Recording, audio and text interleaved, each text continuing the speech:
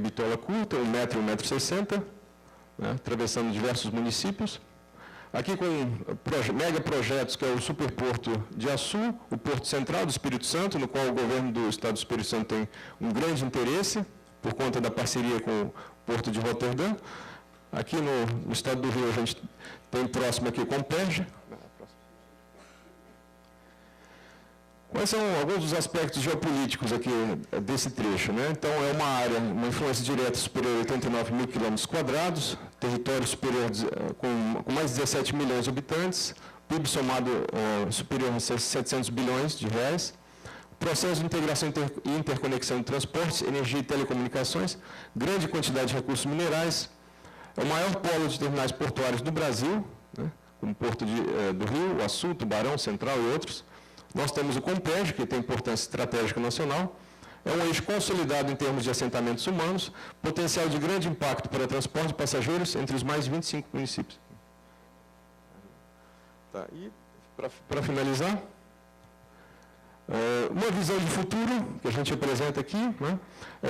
Tentar imaginar o eixo 118 como modelo ou plataforma estratégica para um plano muito mais abrangente, que é contemplar o litoral brasileiro com malha ferroviária para transporte de passageiros e cargas gerais, né? Afinal de contas, são mais de 8 mil quilômetros de litoral que nós temos. A maior parte da população vive e trabalha ao longo do litoral brasileiro, no raio de 400, 450 quilômetros. Como a gente vê no mapa. Então, nada mais natural do que imaginar a F-118 como um possível modelo, plataforma para o desenvolvimento ferroviário ao longo de todo o litoral brasileiro. A ideia é essa. Muito obrigado pela atenção.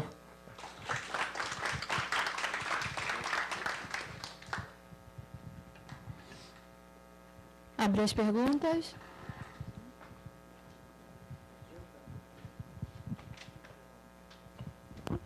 Bom dia, agradecer a todos, aprendi muito, não é o tema, é uma pesquisa, mas perpassa alguns pontos.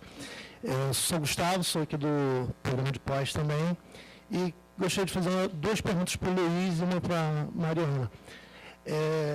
Luiz, é muito interessante a tua pesquisa, porque você aproxima a arte da política.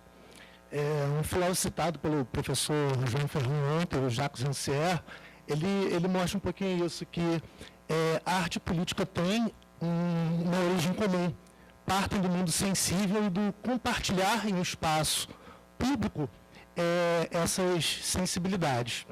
E nesse sentido, a pergunta vai para você, para a gente pensar um pouquinho o papel pedagógico da arte para a produção de uma cidade, não mais como produto, uma cidade como obra, no sentido do Lefebvre. Como você percebe na sua empiria esse sentido pedagógico de aproximação entre as pessoas?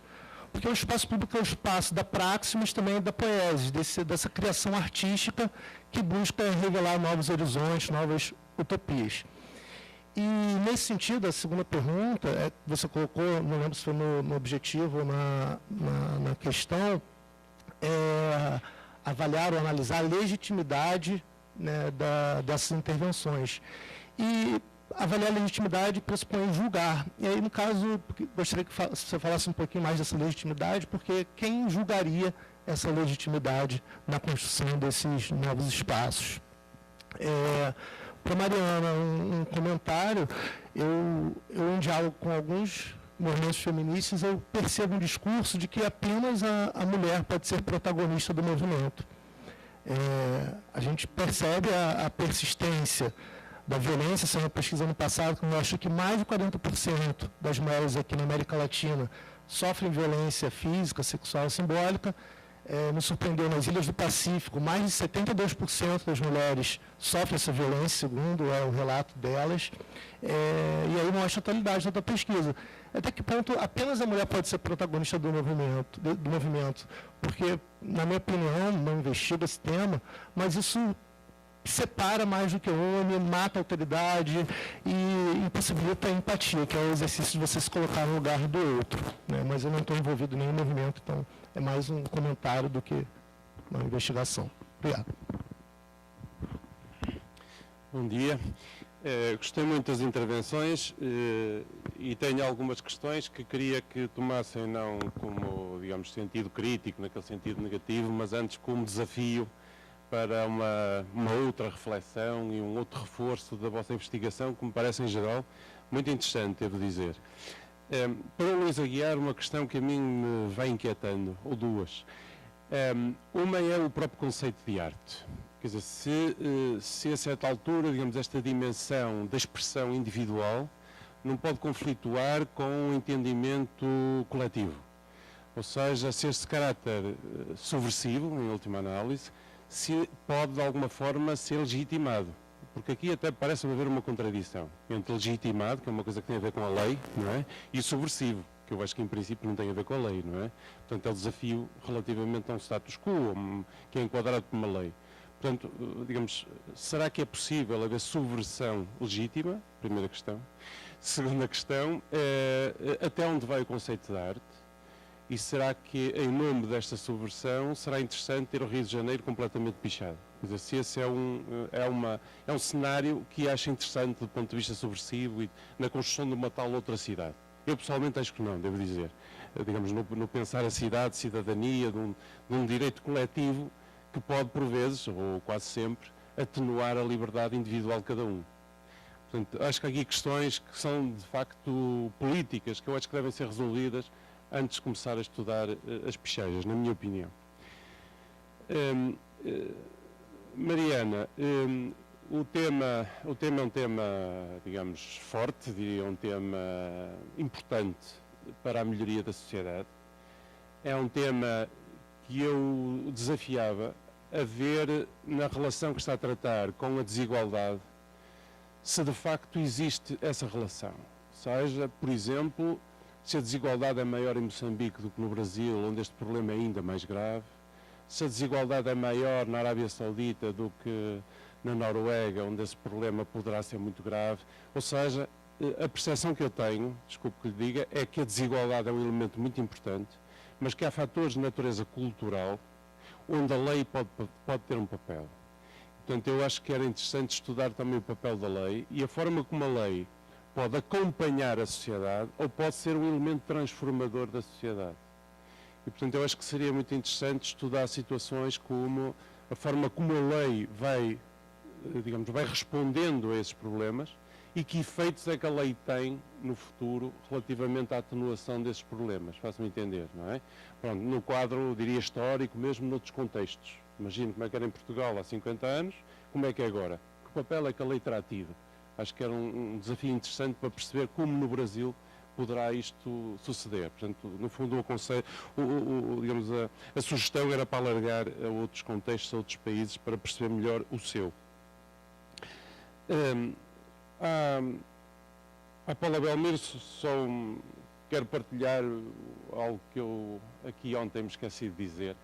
A propósito da atitude de tentar fazer melhor enquanto não transformamos o mundo de facto num sítio melhor para todos, não é? Enquanto isso não acontece, como é que conseguimos ir melhorando, não é? E fazendo com que alguns que vivem pior possam ter um bocadinho de cidade melhor.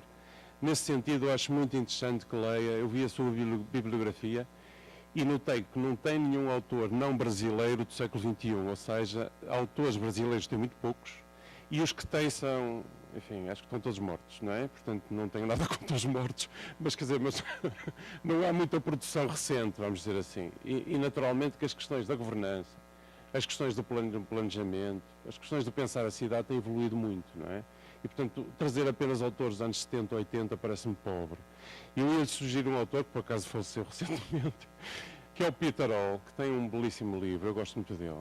Chama-se Good Cities, Better Lives. Só conheço inglês, lamento. Portanto, cidades boas, vidas melhores. É um livro muito interessante a propósito de boas práticas, diria, enfim, não sei se são boas práticas. Práticas desafiantes para a construção de uma cidade melhor. Pavel Grasso, gosto muito da tese, mas não percebi a pesquisa. Ou seja, eu concordo perfeitamente com o que diz, mas não sei o que é estudar. Fica a pergunta.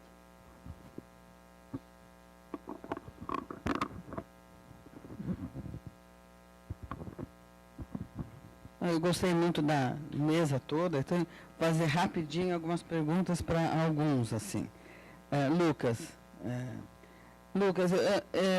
eu vou começar dizendo, com uma hipótese, não é pergunta nenhuma que eu vou fazer para você. Na verdade, eu vou colocar uma hipótese.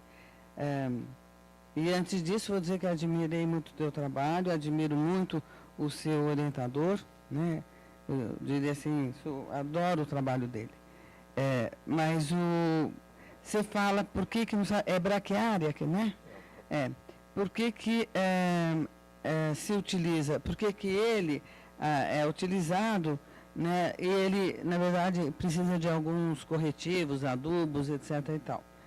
Talvez a hipótese seja que o outro capim, ele exige trabalho, e ao exigir trabalho, esse trabalho tem um custo social, e talvez seja mais barato pagar esse corretivo aí, ou esse adubo, esse insumo, do que suportar um custo da força de trabalho, né? Isso é uma hipótese que eu estou lançando para você, é uma racionalidade econômica que leva a preferir um capim que precisa desses insumos em relação ao outro que não precisa de nada, mas precisa de trabalho. Então, não é uma hipótese. E aí, eu acho que é interessante pensar na diferença, porque você vai fazer uma história desse lugar também, do ponto de vista da paisagem, e acho que apareceu de uma forma indistinta o trabalho escravo e o trabalho livre. Você chamou os dois de força de trabalho, e não é. Porque no escravo, você compra a pessoa do escravo, né? E você, quando emprega alguém, você compra a capacidade de trabalho. Então, são conceitos, acho que importantes para o seu trabalho, de não confundir o escravo com um trabalhador livre, né? Porque a ideia de força de trabalho é a ideia de que, a partir, sei lá, da máquina, a máquina transforma os objetos. Mesma coisa o homem... manipulando uma coisa, transforma os objetos e cria até uma obra de arte, né? Então, acho que nesse sentido, essa distinção é importante. E o outro era uma hipótese de trabalho que, já que a gente, quando faz uma pesquisa, a gente faz várias hipóteses, então estou contribuindo com mais uma para você resolver, tá bom? e aí, da Mariana, eu acho que o Gustavo falou muito melhor do que eu falaria, né? Ele colocou, acho que, a questão mais fundamental do seu trabalho. E esse olhar de dentro, né, como mulher e talvez participando do movimento feminista, eu acho que pode cegar para algumas questões, tá?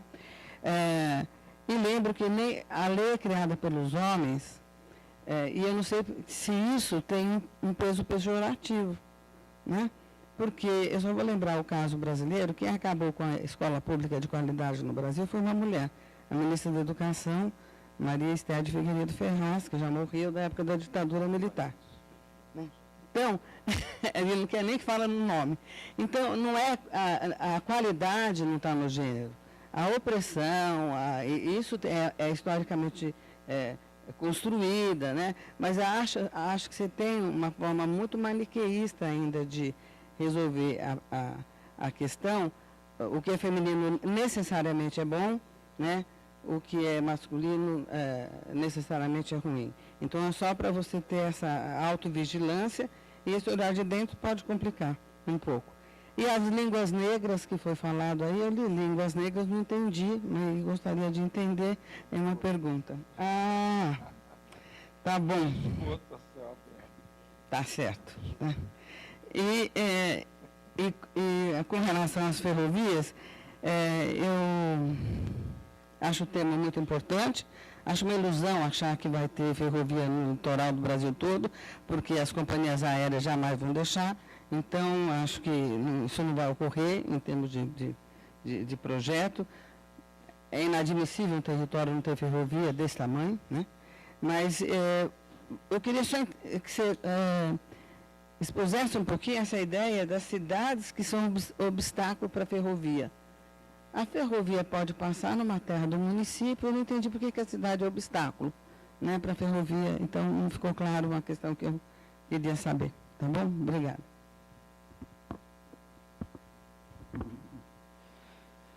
Buenos días.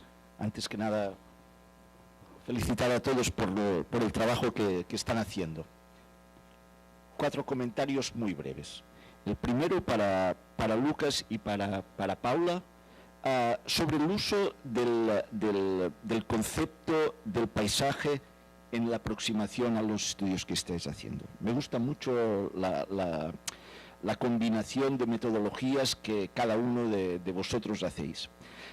El camino del paisaje es interesantísimo, pero es un camino arriesgado, como los que somos geógrafos sabemos, ¿no? Yo quisiera llamar la atención sobre un riesgo que tenemos por lo menos allí, ¿no? Que es la estetización de la investigación geográfica, ¿no? Para entendernos, desde el Renacimiento hasta Humboldt, si lo queremos decir así, ¿no? El paisaje fue un dato estético, ¿no?